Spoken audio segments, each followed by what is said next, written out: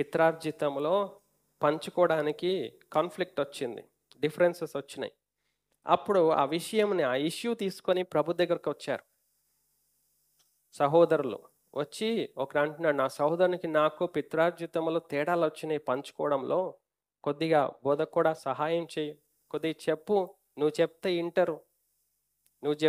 Inter, కొద్దిగా చెప్పు అన్నప్పుడు ప్రభు ఏమన్నాడు, ఓయి ఓయి నీకేం సంభవించింది అని బాగా బాధతో విసుగుతో ఈ మాట మాట్లాడుతున్నాడు ప్రభు. ఓయి ఏమంటున్నాడు ప్రభు, మీ మీద తీర్పరునిగానైనను పంచిపెట్టువానిగానైనను నన్నెవడు నియమించనని అతనితో చెప్పాను. ఎవడు నియమించాడు నన్ను? ఈ పనికి మాలిన పని చేయడానిక నన్ను నియమించింది? పరలోకం నుండి దిగి పెంటలోకి వచ్చింది ఈ పనులు చేయడానిక? ఓయి అని విసుగుతో ఈ మాట మాట్లాడుతున్నాడు, బాధతో ప్రభు. తోబుట్టువులు ఉన్నారు, అన్నదమ్ములు అక్కజెన్నెలు ఉన్నారు, వారు పిత్రార్జితం కొరకు ఏదైనా తేడాలు వస్తాయి, గునుగుడు ములుగుడు సనిగుడు మొదలవుతుంది, ఇంకెక్కువ అంటే కొట్లాట మొదలవుతుంది.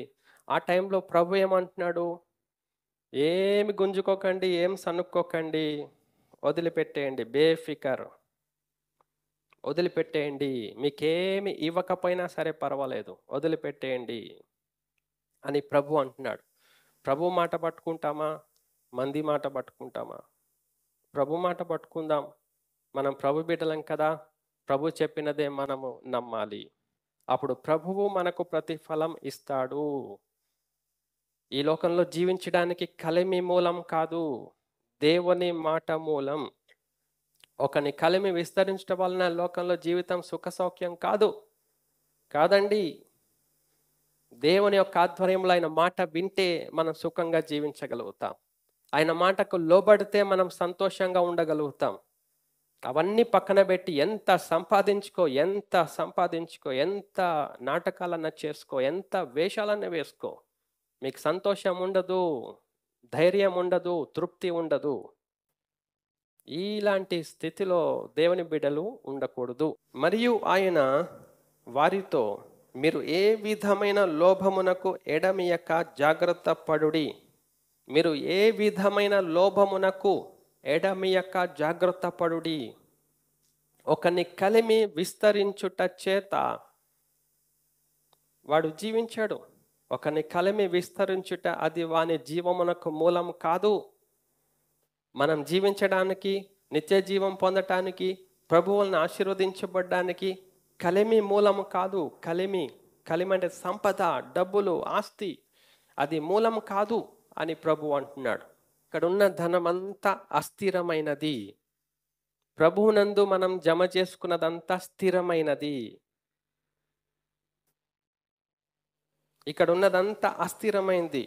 ఇహమందు ధనవంతులైన వారు గర్విష్ఠులు కాక. ఈ లోకంలో ధనం పెరుగుతూ ఉంటే మనకి ఏం పెరుగుతుంది? మనకు తెలియకుండా గర్వం వచ్చేస్తుంది. మనకే తెలియదు, అంతగా గర్వం వచ్చేస్తుంది. గర్వం వచ్చిందని మనకే ఏర్పడదు. అది ఈ లోకంలో మన యొక్క వైభవం. ఇట్స్ అవర్ గ్లోరీ, మహిమ. మనకే తెలియదు గర్వం వచ్చిందని. ఏం లేదు, గర్వం వస్తే ఏం చేస్తాం? దేవుని మాట లక్ష్య పెట్టాం, దేవునికి భయపడం, మనుషులకు భయపడతాం, మనుషుల మాటలు లక్ష్య పెడతాం. అది గర్వానికి సూచన. కాబట్టి దేవుడు అంటున్నాడు, ఇహమందు ధనవంతులైన వారు గర్విష్ఠులు కాక అస్థిరమైన ధనమునందు నమ్మిక ఉంచక. అస్థిరమైన ధనము పైన నమ్మకం ఉంటే గర్వం పెరుగుతుంది. ఈ ధనము, ఈ ఆస్తి ఏం చేసుకొని నేను దిక్కుమాలిన ధనం, దిక్కుమాలిన ఆస్తి అంటే మనకి గర్వం ఏడికెళ్ళి వస్తుందండి? ఏడికెళ్ళి వస్తుందండి గర్వం? రాదు. నమ్మిక ఉంచక సుఖముగా అనుభవించుటకు సమస్తమును మనకు ధారాళముగా దయచేయు దేవుని యందే నమ్మిక ఉంచుడి అని ఆజ్ఞాపించుము. కమాండ్ ఇవ్వు, ఆజ్ఞాపించు, ఇది నా ఆజ్ఞ ప్రభు అంటున్నాడు సంఘానికి తెలియచేస్తూ. సుఖముగా అనుభవించుటకు సమస్తమును మనకు ధారాళముగా దయచేయు దేవుని యందు నమ్మిక ఉంచండి. దేవుడు మీకు ఇచ్చిన దాని మీద నమ్మకం పెట్టుకోకండి, అది అస్థిరమైనది. కానీ దేవుని యందు నమ్మిక ఉంచి మీరు కూడా ఆ పరలోక రాజ్యం చేరాలి కాబట్టి అక్కడ మీ కొరకు ధనం సమకూర్చుకొనండి.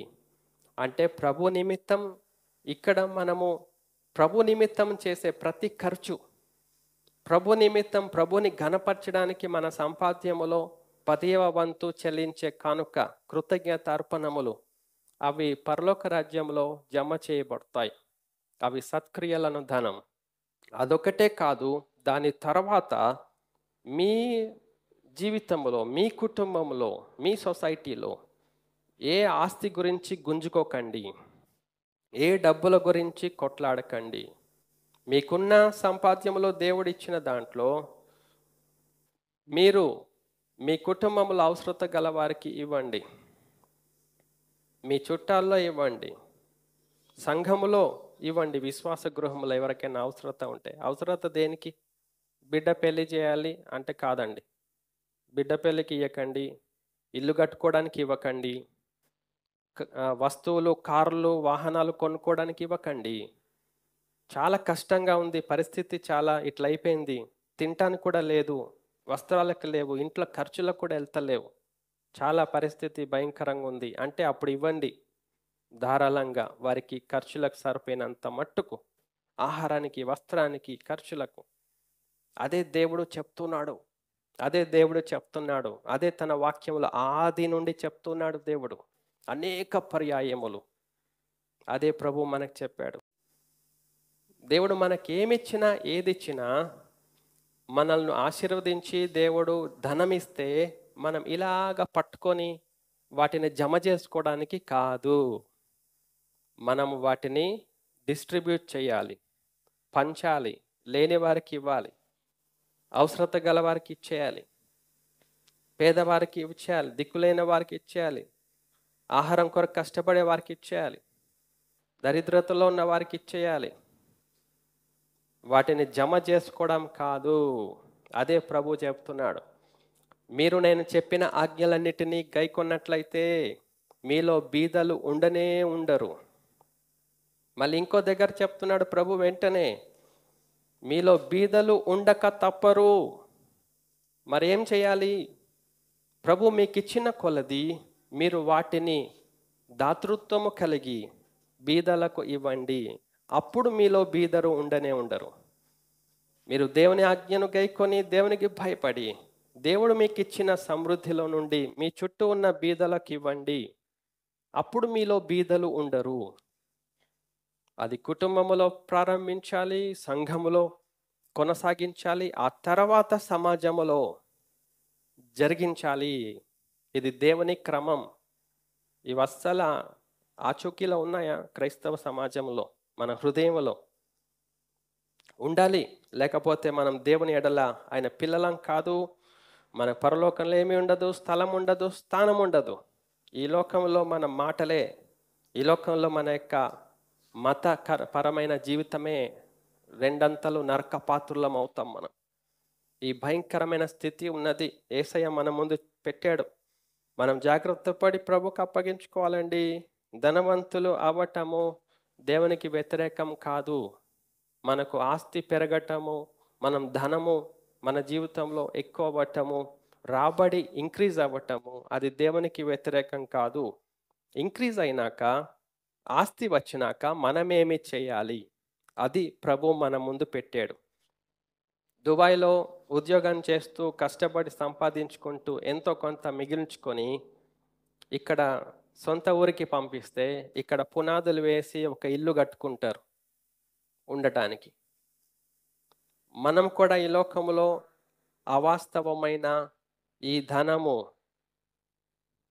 అస్థిరమైన ధనము, దీనిని మనం వాస్తవికతలోనికంటే ఆ స్థిరమైన ధనముగా మనము దాన్ని మార్చడానికి ప్రభునందు మనం ఖర్చు పెట్టాలి.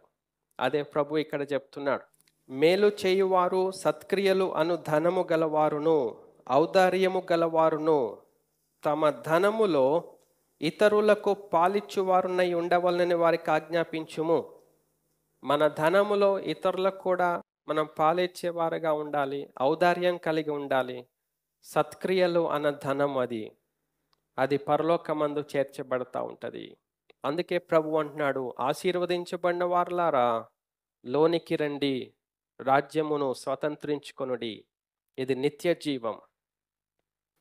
ఎందుకంటే ఆకలిగా ఉన్నప్పుడు ఆహారం ఇచ్చారు, నేను దాహమును దప్పిగున్నప్పుడు నాకు నీళ్ళు ఇచ్చారు, నాకు వస్త్రాలు లేనప్పుడు వస్త్రాలు ఇచ్చారు, నేను చెరసాలు ఉన్నప్పుడు ఆదరించారు, నేను కష్టాల్లో బాధలో రోగినై ఉన్నప్పుడు నన్ను పరామర్శించారు. ఇవన్నీ చేశారు కాబట్టి నాకు చేసినట్లే. దేవుని బిడ్డలకు విశ్వాస గృహములో, అలాగే మన కుటుంబమునకు, మన సమాజంలో మనం చేసినట్లయితే దేవునికి చేసినట్లే. అందుకనే ప్రభు అంటున్నాడు, ఇవన్నీ మనము చేస్తే అక్కడ ధనం సమకూర్చుకుంటాం. ఇక్కడ ధనం సమకూర్చుకుంటే ఏమవుతుందండి? నూరేళ్ళు జీవించి నరకానికి వెళ్తాం. అక్కడ మనకు లేదు, ధనం లేదు, ప్లేస్ లేదు, ఇల్లు లేదు. ఇక్కడ నీకేం లేదయ్యా, నీ పేరు కూడా జీవ గ్రంథంలో లేదు అని గెంటేస్తారు. ఇక్కడే మనం సిద్ధపరచుకొని అక్కడ మనకు ఇల్లు, స్థలము, ధనము, మన పేరు అక్కడ రాయబడి ఉండటం, ఇవన్నీ ఉన్నాయని సంతోషంతో నిరీక్షణతో మనం జీవించినట్లయితే ఎప్పుడొకప్పుడు వెళ్తాం. వెళ్ళినప్పుడు అక్కడ మనల్ని వెల్కమ్ చేస్తారు. ఇదిగో నీ పేరు రాయబడి ఉంది, ఇది నీ స్థలం, ఇదంతా నీదే అంటాడు దేవుడు. ఆ స్థితి ఉండాలని ప్రభు మన పట్ల ఆశతో ఎదురు చూస్తూ ఉన్నాడు.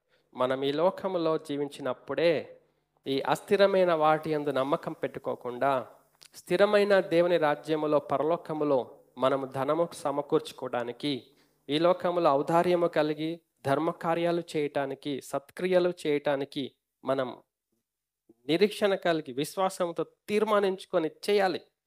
అప్పుడే మనకు ప్రతిఫలం అక్కడ ఉంటుంది, మన పేర్లు అక్కడ రాయబడి ఉంటాయి. లేకపోతే చాలా భయంకరమైన స్థితి. ఇక్కడ స్ఫురణ సంఘము వారు ప్రభు నిమిత్తమై వారు హింస అనుభవించారు, శ్రమను అనుభవించారు, దరిద్రతను అనుభవించారు. ప్రభు నిమిత్తము వారు వారికి ఉన్నవన్నీ కోల్పోయారు. ప్రభు నిమిత్తము వారికి ఉన్నవన్నీ పంచిపెట్టేశారు. ప్రభు నిమిత్తము వారికి ఉన్నవన్నీ వారు లక్ష్య పెట్టలేదు, వదులుకున్నారు. వారు దరిద్రత అనుభవిస్తున్నారు, ప్రభు నిమిత్తం శ్రమను అనుభవిస్తున్నారు.